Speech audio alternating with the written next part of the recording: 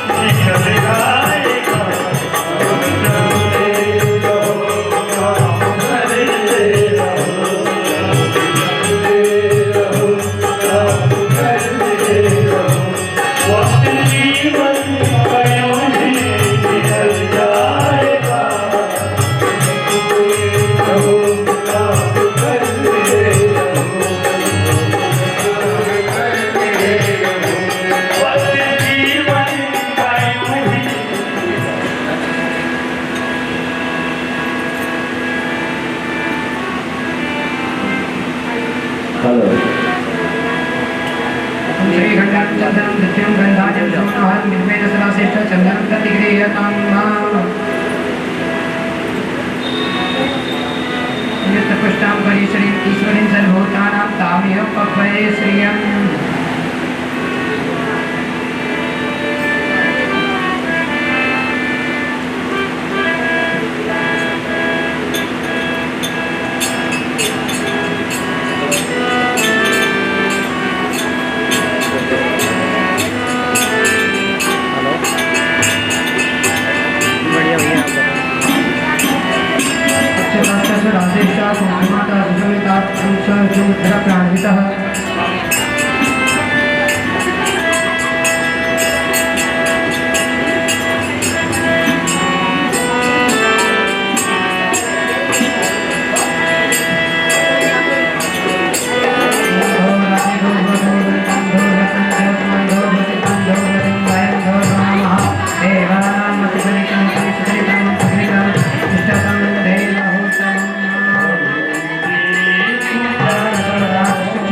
Oh,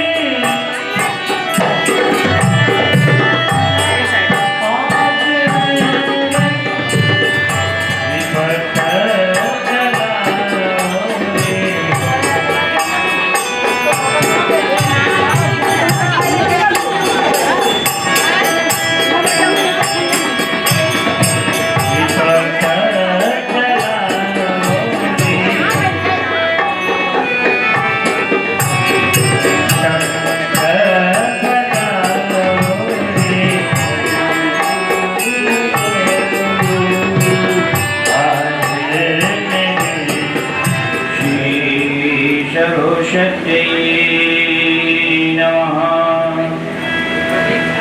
Shri परमात्मने नमः। श्री जानकी वल्लभो विजते राम। श्री राम कथा रस रसिक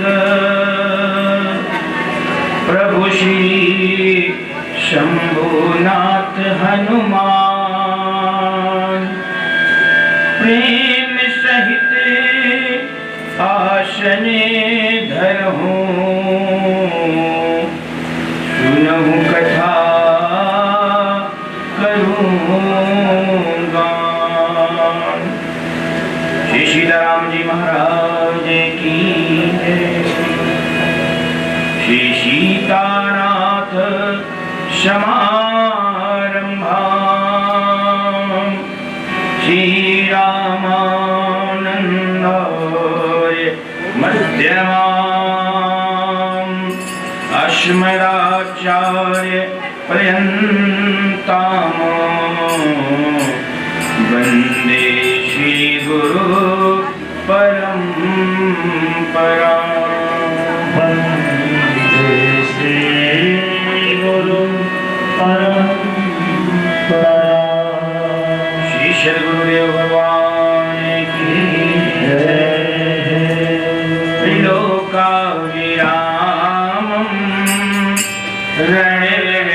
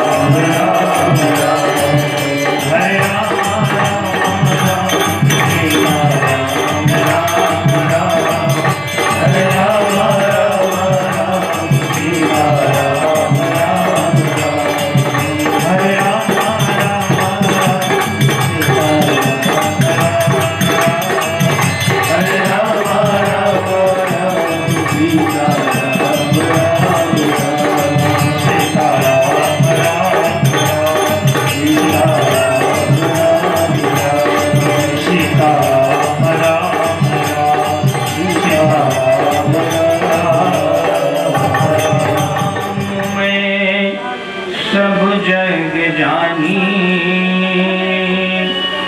करहूँ प्रणाम जोरी जुग पानी करहूँ प्रणाम जोरी जुग पानी। अनंत अनंत कोट ब्रह्मांड नायक और कारण करुणा वाले भगवान श्री राघव जी के चरणों में बारंबार प्रणाम। भूतनाथ भगवान भोलेनाथ को दंडवत प्रणाम। हनुमान जी महाराज को साष्टांग प्रणाम। बाबा गोस्वामी तुलसीदास को बारंबार वंदन तथा सभी श्रोतागण भक्तगण को जय सिया राम।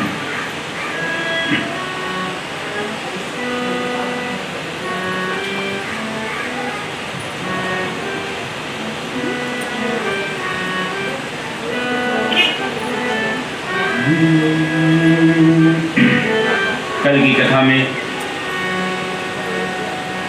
भगवान राम, माता जानकी, भैया लक्ष्मण के साथ में प्रयागराज भरद्वाज के आश्रम में पहुंच जाते हैं। तब गणपति शिव सुमेर प्रभु नाय सूर्य शरहि माथ रखा अनुज सिय सहित बना गवन कीन्हे रघुनाथ। सखा निषाद राज के साथ में प्रभु श्री रामचंद्र जी, माता जानकी और भैया लक्ष्मण के साथ में प्रयागराज भगवान पहुंचते हैं। भरद्वाज के आश्रम में पहुंचते हैं। उसके बाद त्रिवेणी का दर्शन करते हैं। प्रभु त्रिवेणी का दर्शन करके स्नान करते हैं, दर्शन करते हैं और पूजन करते हैं। तब प्रभु भरद्वाज पही आए। तब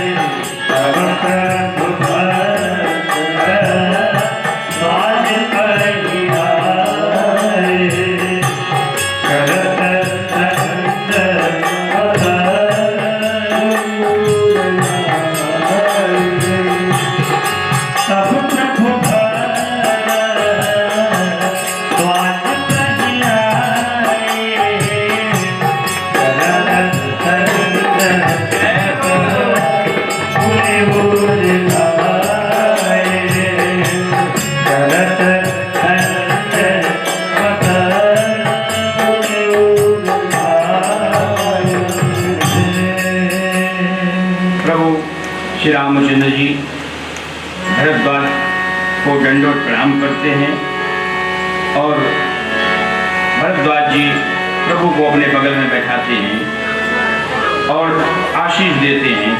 दीन अतीश मुनीश उर अति आनंद यश जानी लोचन गोचर सुकृत फला मनौ कहे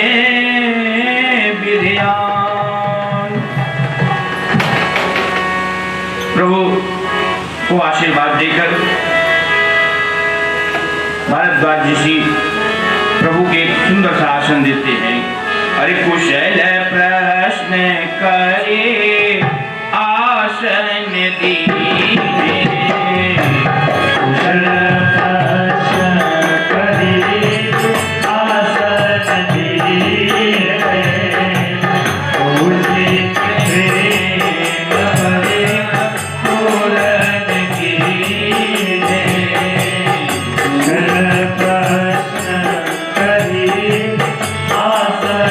दीने।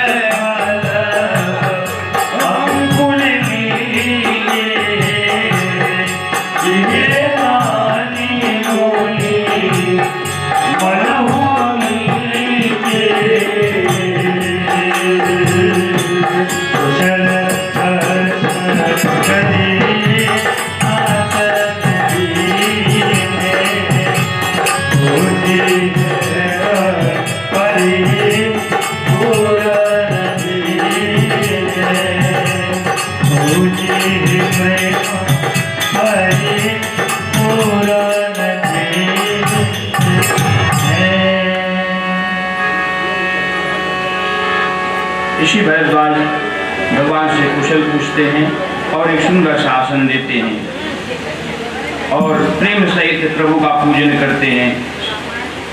फिर कंदमूल खाकर प्रभु वहाँ विश्राम करते हैं माता जानकी के साथ तथा निषाद राज केवट के साथ विश्राम करते हैं, अपनी थकावट को दूर करते हैं। भरद्वाज जी महाराज उनसे कोमल वचन में कहे कि महाराज आज आपका दर्शन पाकर मैं धन्य हो गया। आज मेरा जप तप योग वैराग्य सब सफल हो गया। अरे आज सफल तप तीरथ जागो, आज सफल तप तीरथ जागो, आज सफल तप योग विरागो, आज सफल तप तीरथ जागो, आज सफल तप योग विरागो। वैराग्य सब पूर्ण हुआ, आज सफल हो गया और मेरे सुख की कोई सीमा ना रही, लाभ का कोई सीमा ना रहा और प्रभु दूसरा कुछ भी मुझे अब सुहाता ही नहीं है। जब तक कर्म वचन और मन से छल छोड़कर मनुष्य प्रभु के शरण में नहीं जाएगा तब तक करोड़ों उपाय कर ले, तब तक करोड़ों उपाय कर ले, स्वप्न में भी उसे सुख नहीं प्राप्त हो सकता है। भगवान की शरण में जाने के लिए, भक्ति करने के लिए छल कपट को छोड़ना पड़ेगा, त्याग करना पड़ेगा। राम कीन विश्राम निशि प्रात प्रयाग नहाय, चले सहित सिय लखन जन मुदित मुनि प्रभु श्री राम जी रात को वहीं पर विश्राम करते हैं, कंदमूल फल खाते हैं, प्रातः काल उठकर प्रयागराज में स्नान करते हैं और भरद्वाज ऋषि को सिर नवाकर सीता सहित लक्ष्मण भैया के साथ सेवक निषाद राज को लेकर अपने साथ चले। मुनि ने भरद्वाज मुनि ने भगवान से हाथ जोड़कर निवेदन किया, हाथ जोड़कर कहा कि हे नाथ, हम किस प्रभु कहते हैं मुनि जी से कि प्रभु हम किस मार्ग से जाएं। भगवान पूछते हैं भरद्वाज जी से कि मैं किस मार्ग से जाऊं। मुनि हंसकर श्री राम जी से कहते हैं कि प्रभु आपके लिए कोई मार्ग बचा है, आप किस मार्ग से जाएंगे मैं आपको बताऊंगा। प्रभु को भरद्वाज जी मार्ग बताते हैं। धाये निज निज काज विसारी, जब प्रभु रास्ते से जा रहे थे उसी समय गांव के सारे लोग अपने घर से निकलकर भगवान के दर्शन के लिए दौड़ पड़े और दर्शन करने के बाद अपने जन्म का फल तनाक हो जाता है ऐसा सोचते हैं। यमुना जी के किनारे पर रहने वाले सारी स्त्रियां नर नारी या सुनकर कि निषाद राज के साथ 2 युवराज और एक स्त्री आ रहे हैं, एक सुकुमारी भी है, सब लोग दर्शन के लिए दौड़ते हैं। सबके मन में दर्शन की लालसा रहती है और इधर गांव की स्त्रियां आपस में कह रही हैं कि हे पी तुमातु कहूँ सखी कहे,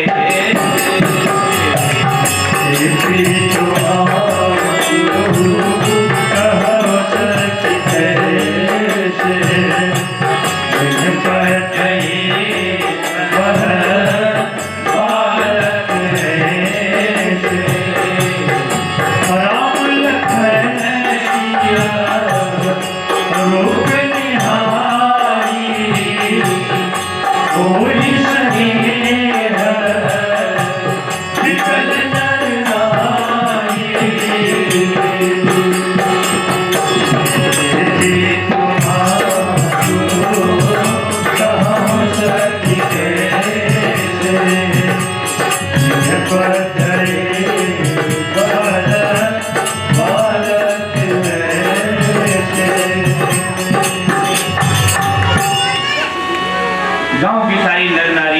एक दूसरे से आपस में बात कर रही हैं कि इनके माता पिता कैसे हैं, जो नन्हे नन्हे बालक को वन में भेज दिया है। सब स्त्री पुरुष देखकर व्याकुल होते हैं। इधर भगवान श्री रामचंद्र जी निषाद राज केवट को विदा करते हैं, बहुत अनेक प्रकार से समझाते हैं। उसके बाद रामचंद्र जी की आज्ञा को सिर चढ़ाकर निषाद राज केवट वापस आया। रास्ते में देवता भगवान के ऊपर पुष्प गिराते हैं। शून्य सब बाल वृद्ध नर नारी चले तुरंत गृह काज विषारी। बालक बूढ़े स्त्री पुरुष सब अपने अपने घर से निकलकर सारा काम काज भूलकर तुरंत उन्हें देखने के लिए चल दिए। अरे राम लखन सिया, राम लखन सिया रूप निहारी।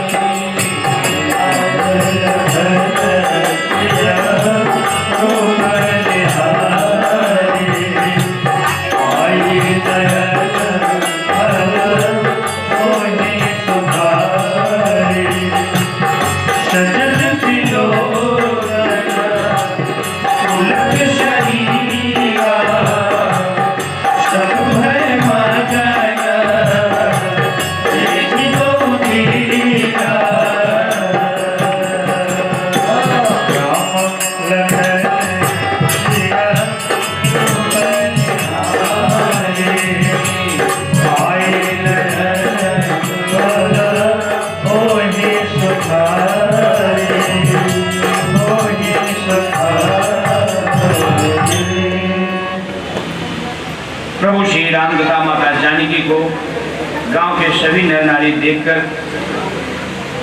बहुत खुश होते हैं। दोनों भाइयों को देखकर सब प्रेम आनंद हो जाते हैं, मग्न हो जाते हैं।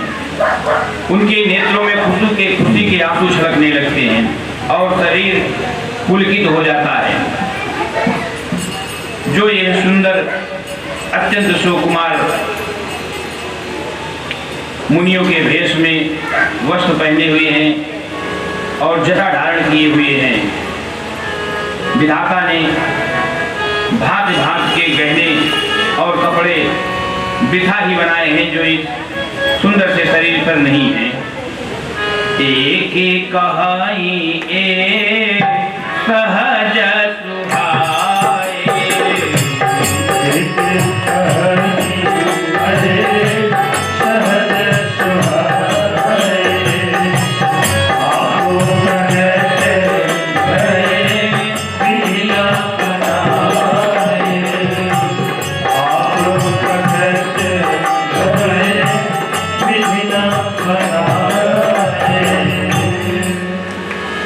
कहते हैं, कोई कहता उसी में से कि जो ये कंदमूल फल खा रहे हैं, जगत में व्यर्थ भोजन व्यर्थ है। अगर ये कंदमूल फल खा रहे हैं तो ये अपने, कोई कहता है ये अपने आप प्रकट हुए हैं।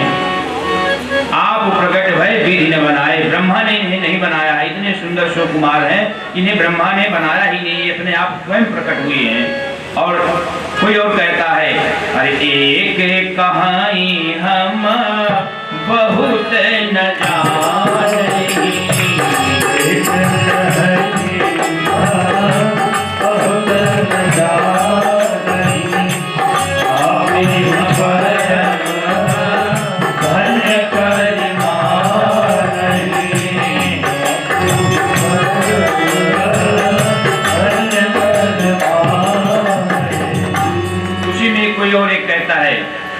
इनके विषय में बहुत कुछ नहीं जानते हैं, लेकिन हम अपने आप को धन्य मानते हैं जो इनका दर्शन हमें मिल गया। अरे यही विदे रघुकुल कमल रवि, मगलो गण सुख देत, जाहि चलत जाहि चले देखन विपिन शीशो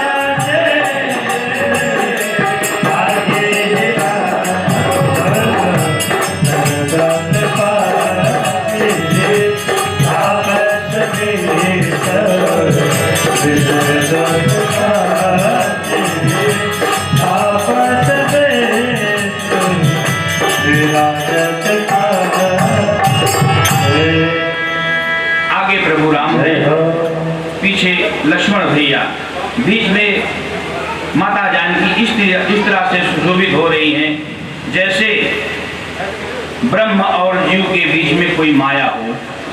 ब्रह्म और जीव के बीच में माया। जीने जीने देखे पथिक प्रिय शीश समेत दो भाई, भव मग अगम आनंदते दिन श्रम रहे। रघुबीर समित सिय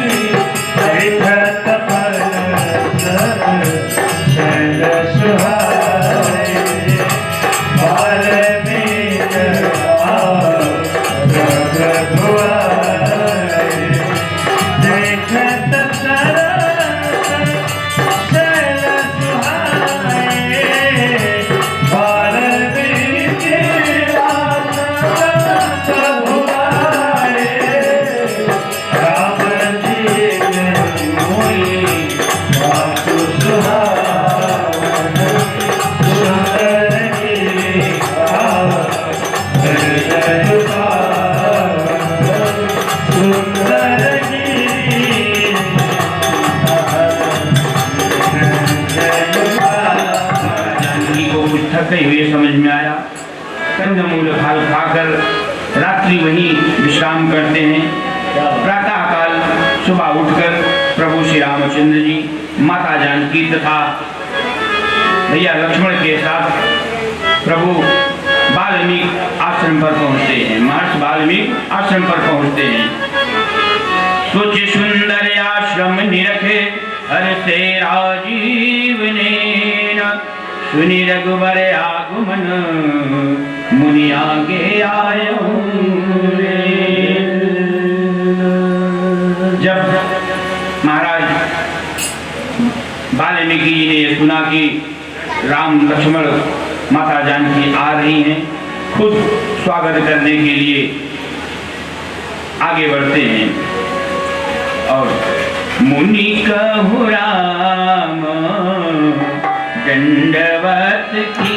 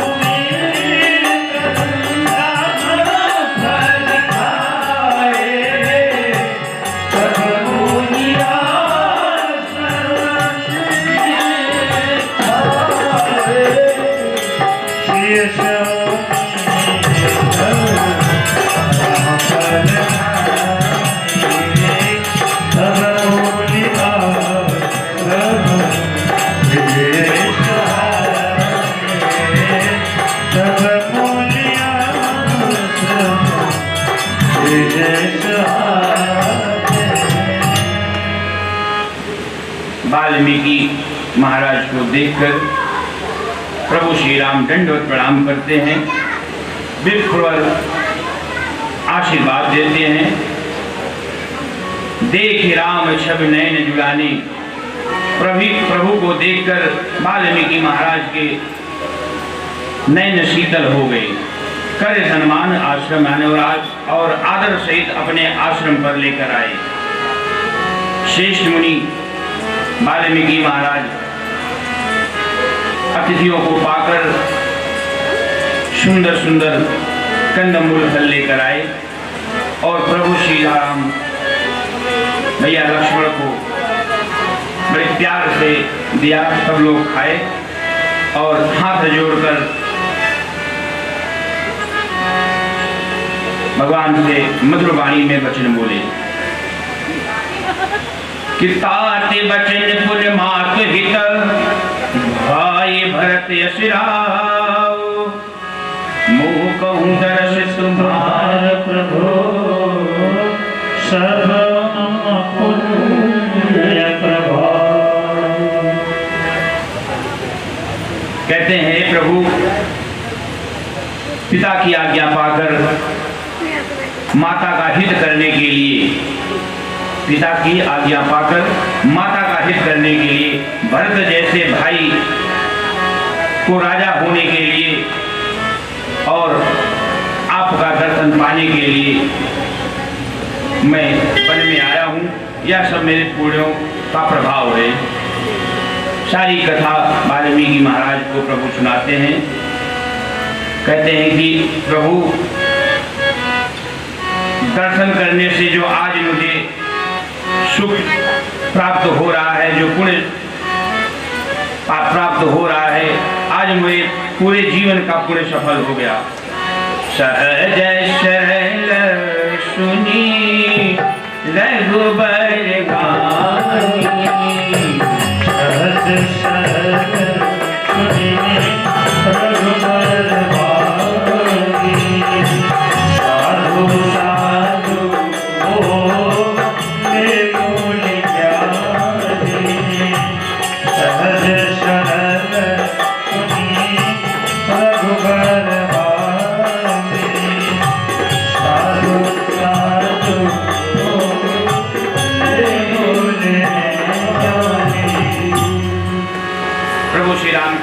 सुंदर वाणी को सुनकर ज्ञानी वाल्मीकि महाराज बोले कि धन्य हो हे रघुकुल नंदन, आप धन्य हैं। आप सदैव वेदों की मर्यादा का पालन करते हैं। पूछूं मोहि की रहो कहा, मैं पूछत सकुचाओ, जन हो कहा देव कहीं, तो नहीं देखा।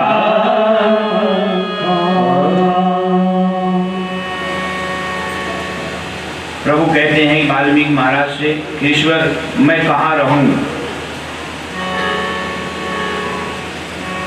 तो वाल्मीकि महाराज कहते हैं प्रभु आपने मुझसे पूछा कि मैं कहाँ रहूं, परंतु मैं यह पूछते सब चाहता हूं कि यह वह कौन सा स्थान है जहां आप नहीं हैं, वह स्थान मुझे बता दीजिए, तब मैं आपके रहने का स्थान बताऊं। और सुनि मुनि बचन प्रेम रस साने, सुनि मुनि बचन प्रेम रस साने, सकुचि राम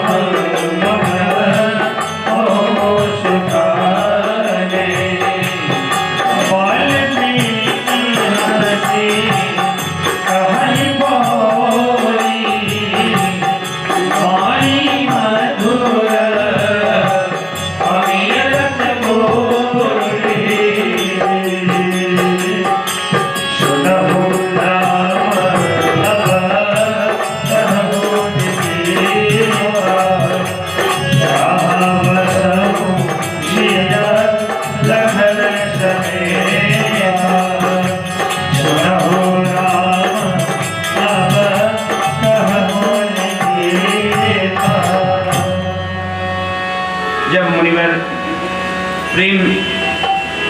जने हुए शब्दों को बोला, वचन को बोला, तब प्रभु डर गए कहीं मेरा भेद खुल ना जाए, और सकुचाकर अपने ही मन मुस्कुराना चालू किए। वाल्मीकि हंस दिए। हंसने के बाद मीठी वाणी से बोले कि प्रभु, अब मैं आपको स्थान बताता हूँ जहाँ आप सीता जी और लक्ष्मण जी के साथ निवास करेंगे। तब शब करि मांगहि एक फल, राम चरण रत हो, इनके मन मंदिर बसहु, श्री रघुनंदन रो। प्रभु कहते हैं कि काम को मद माने न मोहा, काम को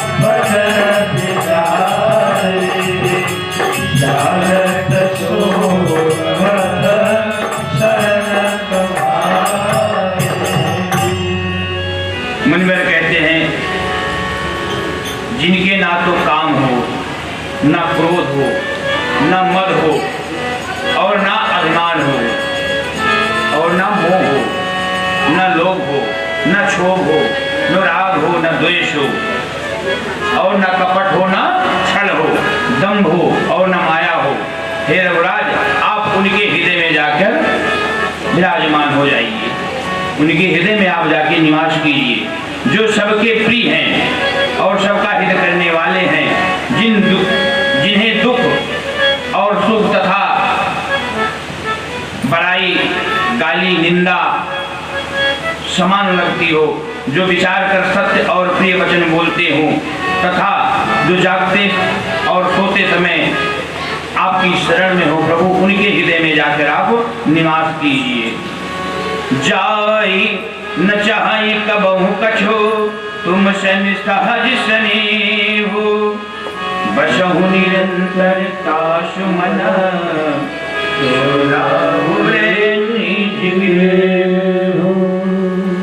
जिसको कभी कुछ भी नहीं चाहिए और जिसको आपसे स्वाभाविक प्रेम हो, आप उनके मन में सदा निवास करिए, वह आपका अपना घर है। तो यही विधि मुनिवर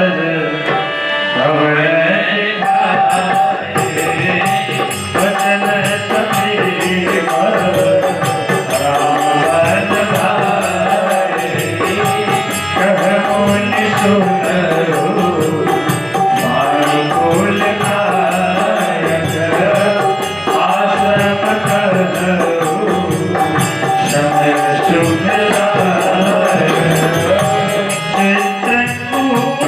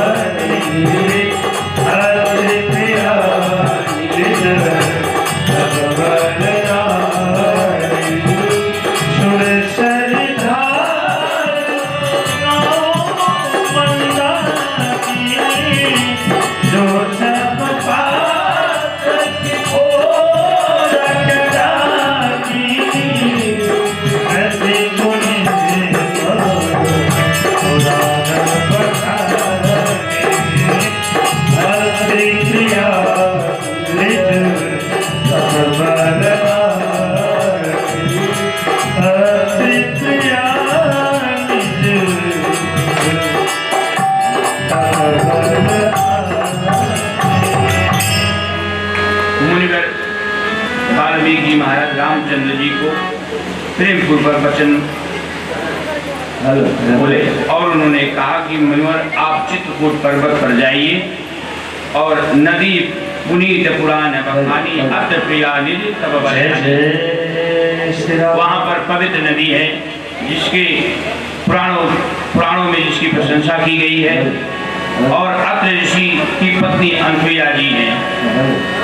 मंदाकिनी नाम की नदी है और अत्र आदि बहुत श्रेष्ठ ऋषि वहाँ निवास करते हैं जो योग जब तप करते हुए शरीर को तपा दिए हैं।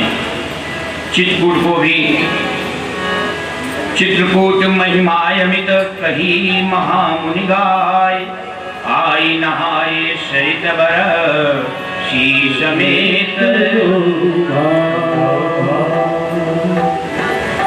प्रभु माता जानकी तथा लक्ष्मण भैया मंदाकिनी नदी में स्नान करते हैं और चित्रकूट में देवता कोलखिलाल का रूप धारण करके आए। दो सुंदर सी कुटिया बनाई। विशाल कुटिया राम जी के लिए बनाई गई और एक छोटी सी कुटिया भैया लक्ष्मण के लिए बनाया गया। आज भी वो चित्रकूट में वो कुटिया है कामदगिरी पर्वत पर। जब कामदगिरी पर्वत की परिक्रमा आप करेंगे तो पश्चिम दिशा में देखेंगे एक सुंदर सा विशाल कुटिया है जो प्रभु श्री राम जी जिसमें निवास कर रहे थे। और कोल किराल वेश सब आए रचे परन तिल सदन सुहाए एक ललित लघु एक विशाला। देवता जितने थे सब कोल किराल का रूप धारण करके आए और भगवान आनंद के साथ मानो कामदेव अपनी पत्नी के साथ विहार कर रहे हैं। इस तरीके से भगवान उस कुटिया में रहते थे। लखन जानकी सहित प्रभु और राजत रुचि निकेत सो मदन मुनि वेश जन व्रत ऋतुराज समेत। अब देवता अमरे अमरे नाग किन्नर दिश पाला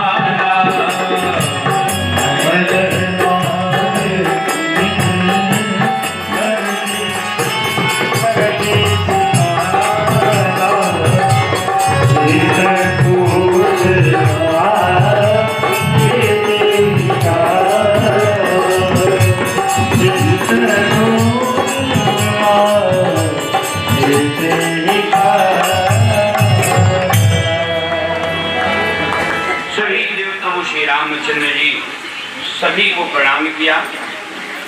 देवता प्रभु को देखकर गदगद हो गए, फूलों की वर्षा किया और सभी देव समाज एक साथ बोले प्रभु आपका दर्शन पाके हम लोग धन्य हो गए।